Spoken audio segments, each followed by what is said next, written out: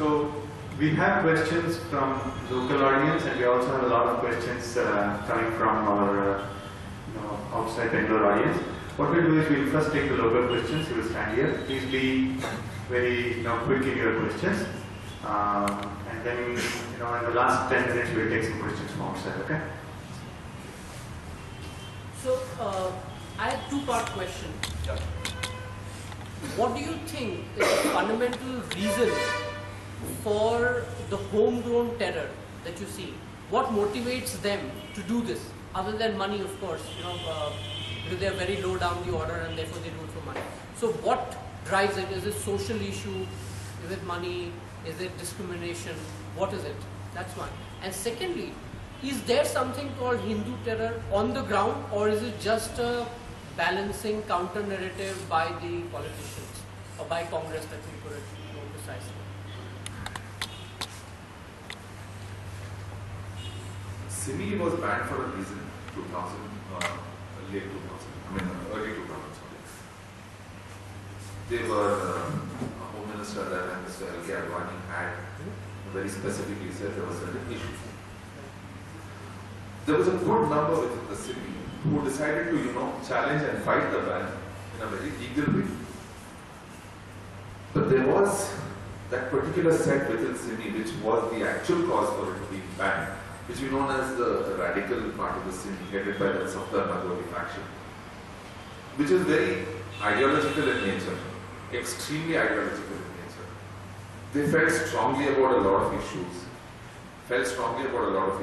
And unlike one part of the city which decided to fight the issue, directly, legally, or through writings or something like that, this is a faction that took to arms, and that was the birth of the Indian movement later. So a great deal was driven by ideology.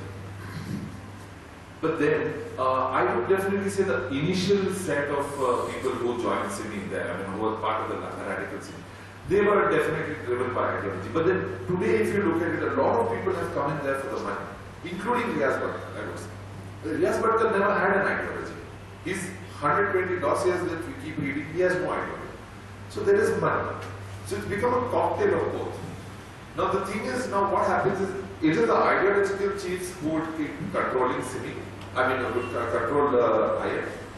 And of course, the people who can bring in the money, who want the money, they will do all your logistics regarding order. But if you look at it, ideology versus money in Simi, basically. 90% ideology, 10% money. The problem which happened with the Simi and the Indian Mujahideen, the thing is, there are a lot of youngsters in it. You must have seen initial days of the blast, the kind of bravado they had when they sent out their mails. Before Gujarat blast, 5 minutes we are going to blast your city, 10 minutes we are going to blast your city. There was a lot of bravado involved in it. So what happens is, it's basically, of course, there's a lot of brainwashing which goes into all these people. You continuously told the entire day you're told, this is wrong, that is wrong, this is wrong, this is wrong. And the way they're shown pictures, I've seen a couple of the CDs which they're shown.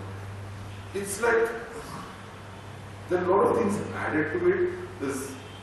The blood is redder in those CDs, that is one thing. A lot of things added to it. And the entire day, this one, you keep watching that. What tends to happen is, it starts affecting you in some way.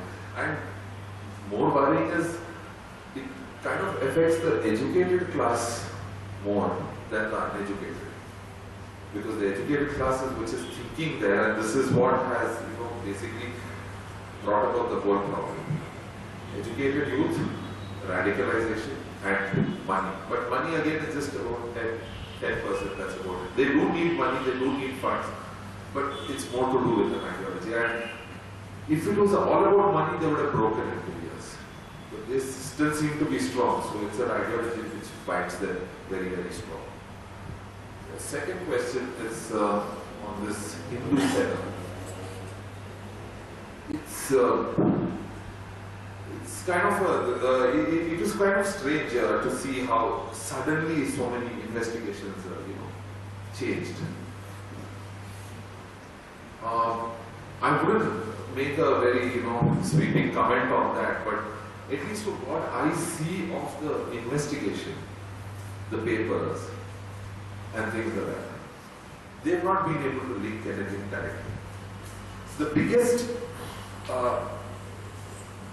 biggest proof that the NIA would claim it has got is that confession which happened of Swami Asimanand, which happened in the Hyderabad jail.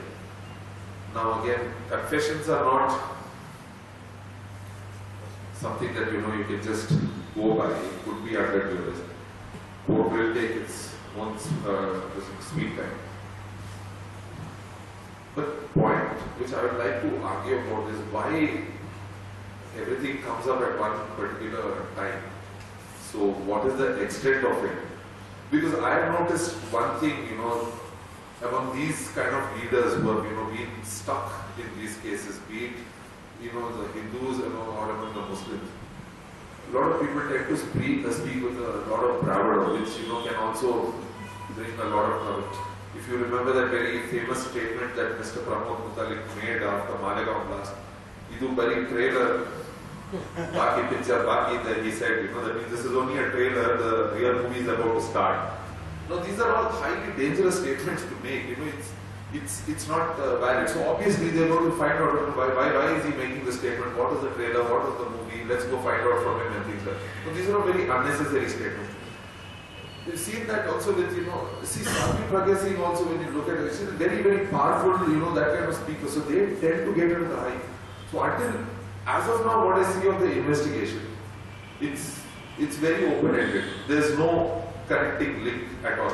Because even NIA is getting confused out there. So they go and, we will probe Sunil Joshi's murder, then let us see this one. Then they are trying to do something else now. This is the heights of this one. Try to get Colonel Purohit to speak against Sadhvi Pragya Singh and say, no, she is the accused. I was the person in the military intelligence trying to find out. So try to make him an approver. That is hardly a strong case. You don't need approvers in a strong case. That is it. No, about ideology. What do you mean by ideology? I mean, is it just something like a war against kafir, or what is that?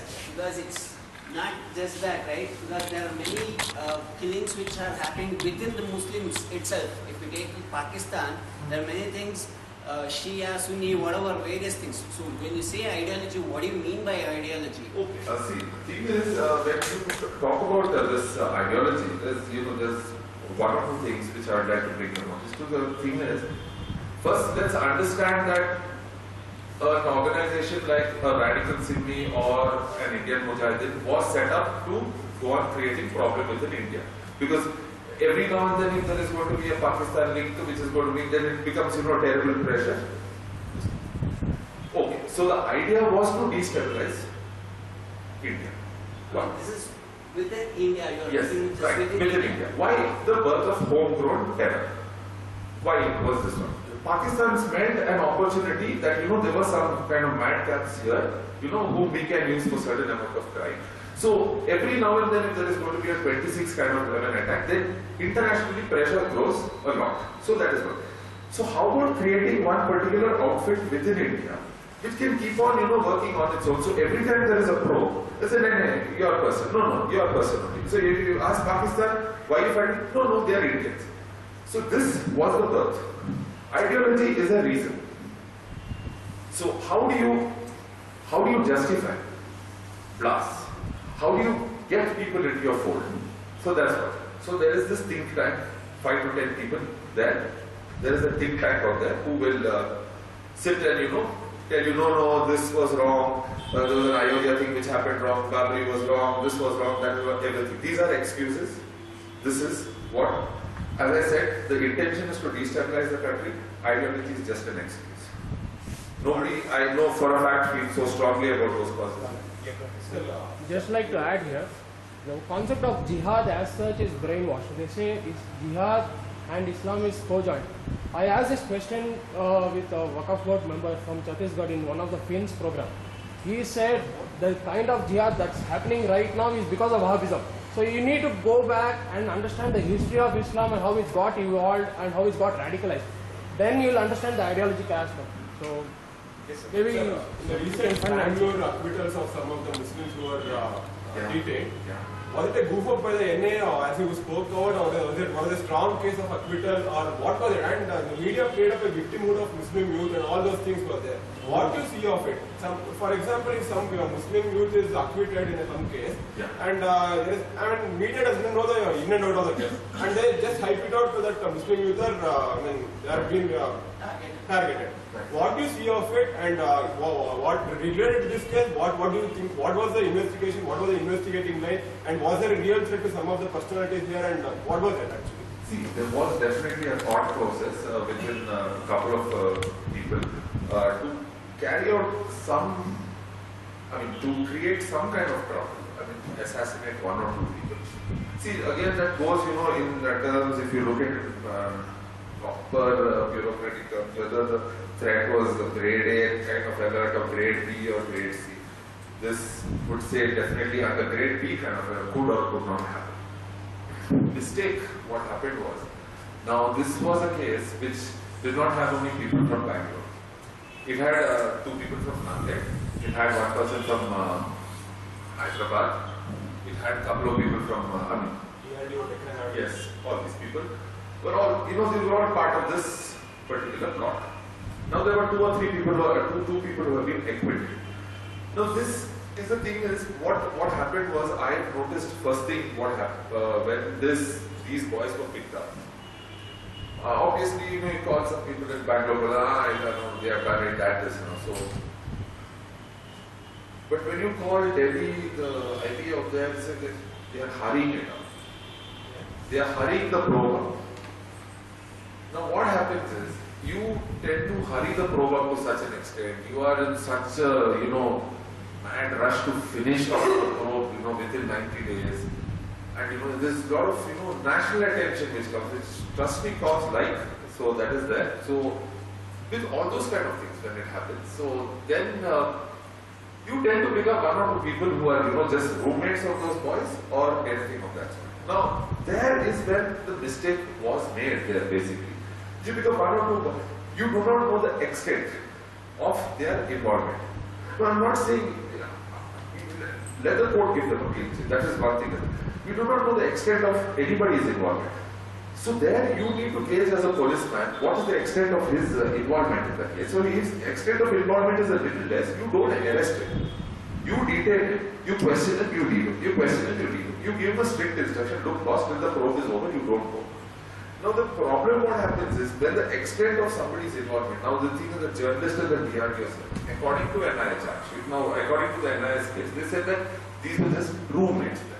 So where they made a mistake is that this was a joint contract in which all these boys were living. Bangalore police, the first thing they made, the first mistake which Bangalore police said was, no, it was these boys who took the contract and supplied the house so that they could, this one.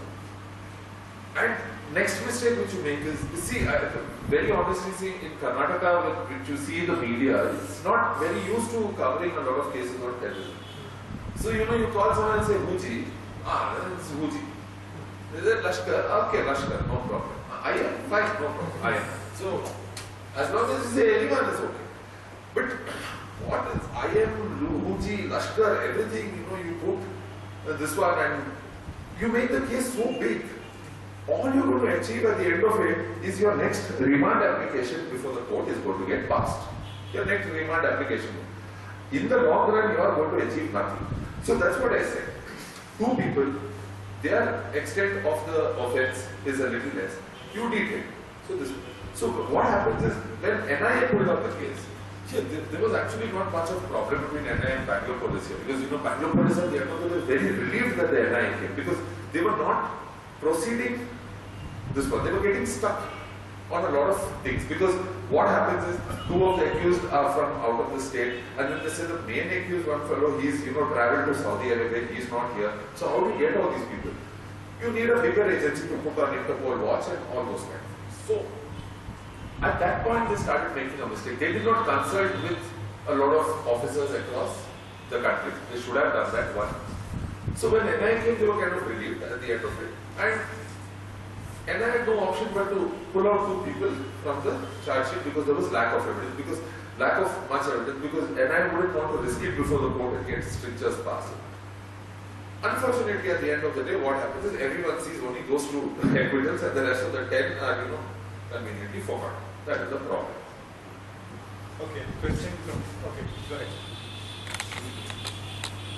I have a question. There's radicalization and then there's sticking to arms, right? And in your research with terrorist groups, what do you think is it that pushes a group from being radical to a group that becomes militant? I can't give examples from within India, but if you look at, say, in Israel, you have the ultra-Orthodox. They're hardcore Jews, they will spit on women if they don't wear the veil or something. They're almost Islamists, but they don't take to weapons. But these guys that we're talking about, Semi, Huji, all these guys, they do. And their beliefs are very identical, very hardcore, although, the religion is different. So what do you think is that, the last straw that breaks the camel's back that makes them pick up arms? At least with the Simi or Indian Muslim, Simi starts with the word student. So that's again what I've seen of Simi. I mean, the way they have taken up to arms is, it's not necessarily the, the Kalashnikov or the AK-47, but it's a lot of bombing and serial bombing. So that is how they've taken to arms.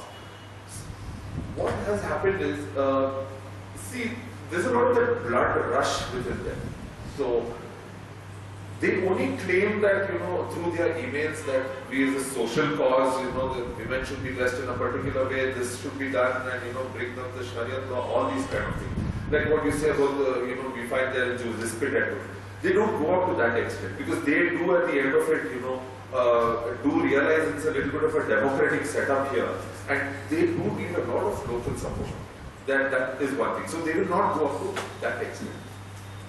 It's just that what I've seen them with, doing with bomb blasts and things like that, a lot of people, they feel very powerful about these things.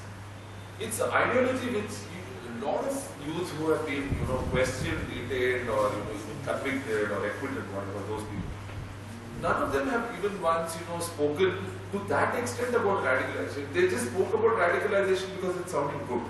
That is one thing. It sounded good for them because they need to justify what they are doing. Unless it just, create madness. It creates madness. It may not be the case in terms of the bigger leaders, the ones who control the scene, because they have a larger picture in mind. But among the youth, the actual foot soldiers who go plant the bomb, who prepare the bomb, who carry the material around. For them, in initial days of Indian Mujahideen, first 2 to 3 years, the way they have spoken, the way they have claimed responsibility, the way they have sent out mails, it's all about, the feeling of power. Because they have written, we sent your mail, we told you we are going to blast your place, and you all could not do anything. Shame on you, is this or this one? Tomorrow, Mr. Rakesh Maria, aegis, Maharashtra, you are next. Now, this is a lot of bravado. So they feel very powerful with the weapon. It's like, how anyone else will feel very powerful if you have 2 guns in hand, Terminator kind of feel. So that is one thing which I have noticed with them. But then that becomes a cycle again. The ones who have, been the foot soldiers have become, higher up in the rung. So they will now talk about ideology. Because unless you talk about ideology, you are not going to get someone into this one. Someone to go plant a bomb, he has to be, that thoroughly convinced that he's doing good. Like what Syed Makbul said, I don't know, I shouldn't be revealing my Monday story. He just said one line which he said, जाओ bomb plant करके आओ, तुम्हें जन्नत नसीब होगा. So that is exactly what he says in this one. So that is the beginning of it. So what you say is, the extent of, being aggressive physically without thing is not here because it's still a very democratic setup.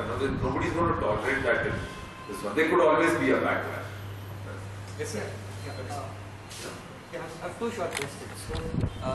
First one, there's this perception that, whenever government is in some sort of trouble, there's always, it's very convenient, some blast happens, or probably a couple of soldiers are beheaded. I mean, it's recent past that I'm talking about.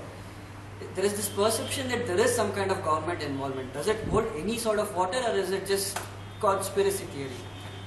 And one more question.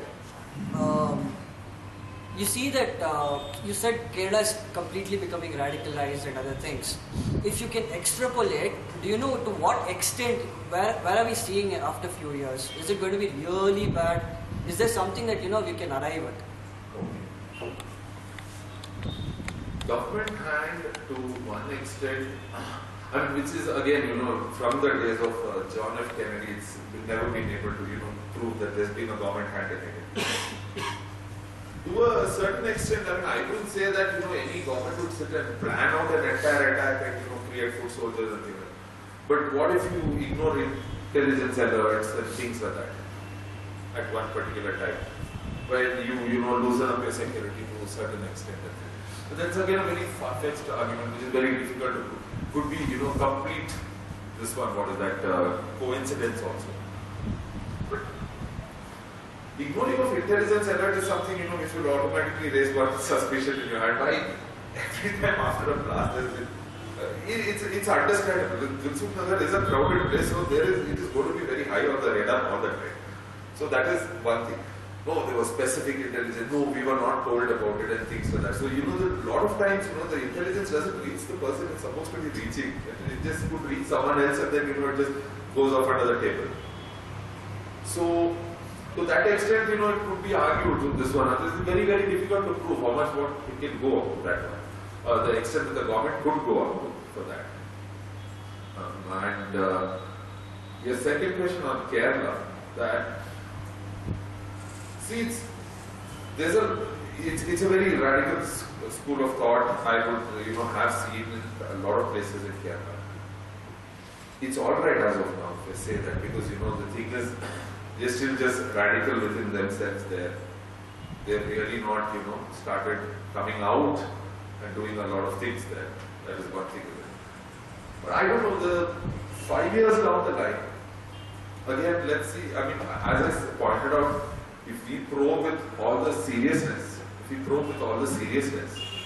and we are able to find out, where there were two names which I had spoken about, one is that Pidikal Shukri and the other was Chalukya, those two people. These kind of elements, if they are able to pick out, then you can, curb the problem to a large extent. That is one part of it. You can curb it there. But as of now, they are not going to do it. That, at least for now, that's what the thing is. Because it's a proper money route, it's a proper safe hiding ground, and those kind of things it is being used for. But the problem would begin when 10 of the operatives demand more. We need to do something more. And that's when the problem will begin. And then it becomes a launch pad, and then it is going to be absolute chaos after that. But I am feeling that there's a lot of awareness regarding Kerala. There's a lot which is being spoken about Kerala. There's a lot being written about Kerala. And there's a lot of aggression also regarding it. So it would be curbed to a large extent, and the fights would keep happening internally. So that's how I see it, even after 5 years. So there is a school of thought that coming after every blast, right? You see someone coming out and saying that we don't have ground level intelligence. But contrasting from your talk, it seems that we actually have the ground level intelligence, but we don't act on it. Right. So why do we have this paradox? One, and second thing is, where do you think India should invest in terms of security mechanism? Do we have enough policemen? Do we have enough staff in CBI, NIA? About that? Sure. Intelligence. See, on a daily basis, each state from various corners would get at least 50 to 100, alerts. Be careful here. It could be alerts, various kind of alerts, political alerts, terror alerts, and things. So sticking to terror alerts. Now, see, the thing is, it's a very strange thing when they say, this is a general alert and a specific alert, and there's nothing. Alert is an alert at the end of the day. Whether it's general or specific, you have to step up your security. So that is one part. So when that general alert comes and reaches you, it is, see, what the argument with the intelligence always is, we've given an alert saying there has been some this one. Immediately cops and say, no, that was very general in nature, that is why we did not this one. So then the argument comes from the intelligence is that, what do you want us to do? Tell us 7:30 a.m. one fellow come open the camera, plant the bomb there, and then one fellow come in bicycle, and then he'll plant it, and then it'll detonate. We can't go up to that extent. Alert 2 intercepts are picked up, 3 investigation reports are taken. They are, they are basically, analyzed. Perception is high. They will send the alert across. It is for the police to act on it. Whether general or specific, he is supposed to step up as secretary. Because he, at the end of it, is the local police. He, at the end of it, a person sitting in Delhi would not know what the intensity of population in Dilsukh Nagar would be, or in Pune would be, or in Zaveri Bazar would be. He would not know that. It's the local police who is supposed to know. So he can't advise him how much security you need to put up, what route they want to come. Just step up your security. So the argument I think we should stop giving out is general and specific. Whether general or specific, it needs to be acted. So asked another question. Yeah, where to invest? Yeah, see, the thing is really invest in our, honestly speaking, invest in our conscience first. That is very important. That we need to, really take this very, very seriously. So that is very, very important. So yeah, invest. See the thing. First, we should stop having a confusion about how many agencies we have. That is one thing. You have an NCTC, NIA, CBI, everything, and then you don't know where to invest. Let's come to a conclusion that NIA is our premium agency. Every time there is a blast, NIA will take over the probe, local police will provide help, and intelligence will give information. So that is the way we go.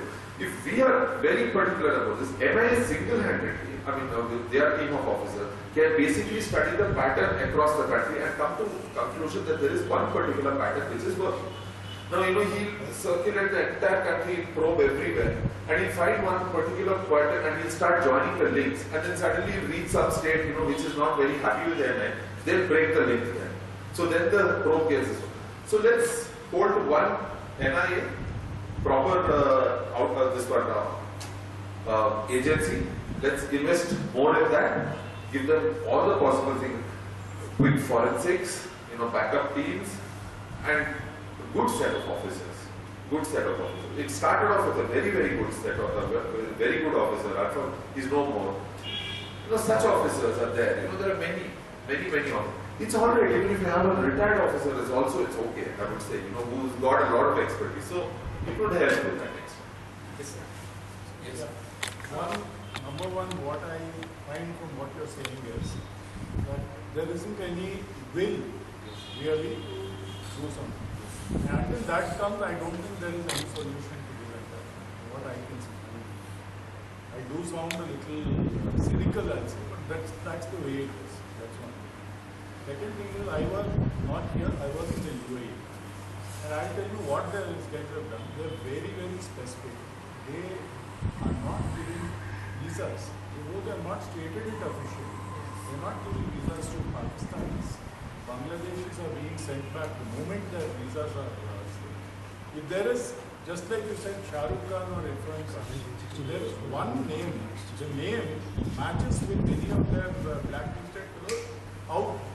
No investigation, no nothing. That's the way they do it. But they can do it because they're not a democracy. That's one. But at the same time, they have a way to ensure that there is absolutely no incidents of terrorism in their place. And in fact, they from what I understand, monitoring even the mosques and the Friday sermons if that even. So that is the extent of will which they have.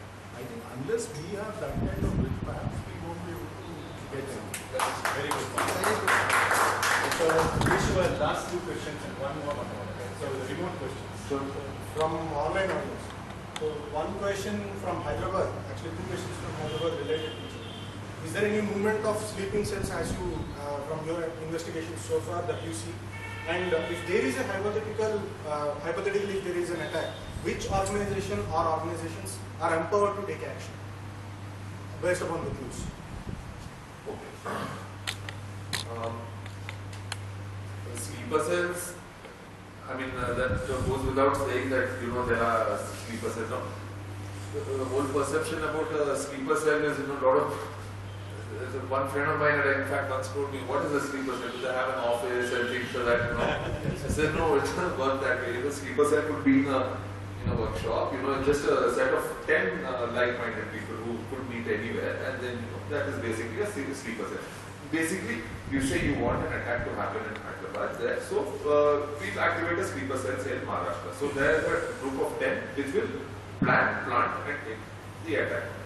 So the same way, if there's a sleeper cell in Hyderabad, that will not be used in Hyderabad, definitely not. It will be used for some other state. So there are sleeper cells in every state. That is one thing. It's just a question of the key of when they need to be activated, and a Bangalore sleeper cell will never carry out an attack in Bangalore. That is one thing. They're always promoted. That's obviously for they don't want that train. And his next question is about this: which agency is empowered to take? Agency or organization is empowered to attack, take an action if there is a hypothetical attack based on the clues provided by the intelligence. Okay, that is before the attack. Right? Yes. That is the local police which has to act on it. It's just that it's very clear. If there is a blast, then it is automatically that the NI should come. I mean, there is no need for Home Ministry to sit and give an additional letter and all. It's very understood. NI should probe all that for the NI charter says. So that's one. But if there is a specific intelligence information, then it has to be the local police which has to act. Another question about the political patronage. So there was news of Abu Wasmi in his patronage of one of the terrorists. Has there been any probe? So in this kind of cases, what should be done to nullify vote bank politics? Are educational economic opportunities for political Muslim youth solution for slowing down this radicalization? Abu Wasmi probe. There was a probe up to a level of just a probe which happened for 5 days. After that, there's been no progress in it. In some manner or the other, the cops have managed to keep it quiet for 1 or 2 days. So that is how that probe went. So there is no what is that? Absolutely no progress on that as of I know it. What is the next question? What should be done to nullify vote bank politics? Are educational and economic opportunities for Muslim youth solution for this to slow down this radicalization? No, I don't think education is really solving the problem, because what I've noticed is the thing is the whole bandwagon which has taken on these blasts are must be 10 times educated than all of us. So that is really not solving. It's a real myth. It says at the grassroots level there is no education, and that is why they are getting into the grassroots level. If I find there is no education, they may maximum get into theft cases like cycle or tire theft and things like that. But the big activity is still carried out by an educated terrorist, which is more dangerous, a thinking terrorist. So there lies the problem. So one last question from the gentleman. Yes, I just want to know your viewpoints. How is Twitter, Facebook, social media, everything counter-attacking all this? Do you see a positive way on the last 3 years? There's been increased awareness, not from the radical people, but at least those people who were secular. Have they started improving, or have they started getting cured? Secular people will remain secular always. So there is no change in them. The question, social media, I can get your question. No, I was countering terrorism. Yeah, how is that been effective? See, the thing is, Twitter and Facebook has basically acted like a news organization. That's one thing. The thing is, even what I've noticed on Twitter is, on the day of a blast, for the next 2 days, it's only that. And then next day, there is some other political development that we change this one. So, I don't see any one of us making a sustained effort, to continuously remind somebody, that something needs to be done. Because this has become very clear, this country, like today there is one incident. Okay, and see, you got it many times from within the organization also. You want to send some story across and things like that. No, who's going to read that today? Today political development is happening. So that blast go to hell. That's a whole problem. I don't see that kind of sustained effort anywhere, be it on social media. Even if there's an effort, it's there for 2 days. That's one thing.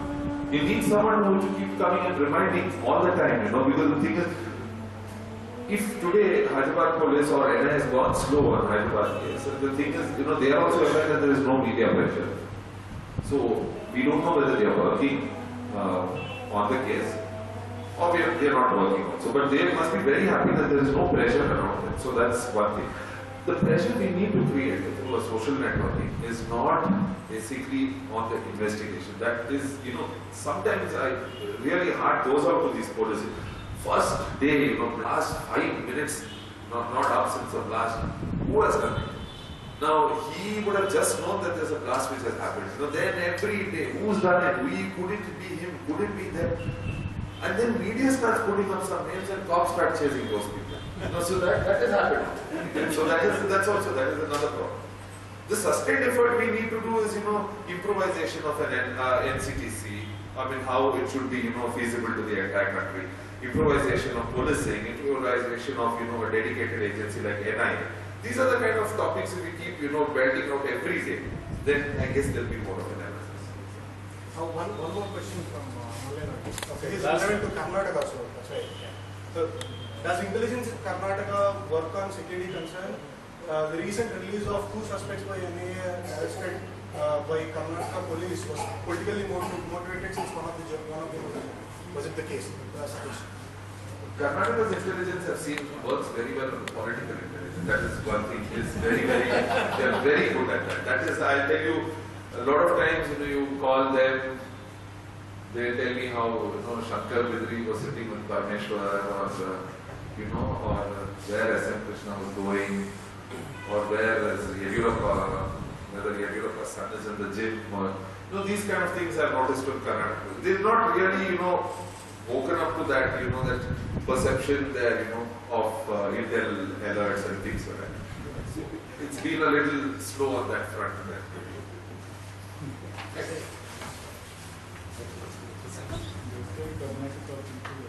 There are definitely a lot more questions for Vicky, but here is what I would suggest. He's on Twitter, he's blogging, he's everywhere. So easiest way to send him more questions would be from Twitter. His ID is Vicky Nanjappa, V-I-K-Y, Nanjappa, N-A-N-J-A-P-P-A. So he already has a bunch of questions. I see that they're coming. So please continue with that. And on behalf of Jijnasa, we thank him a lot for taking his time and educating us. Really, really wonderful.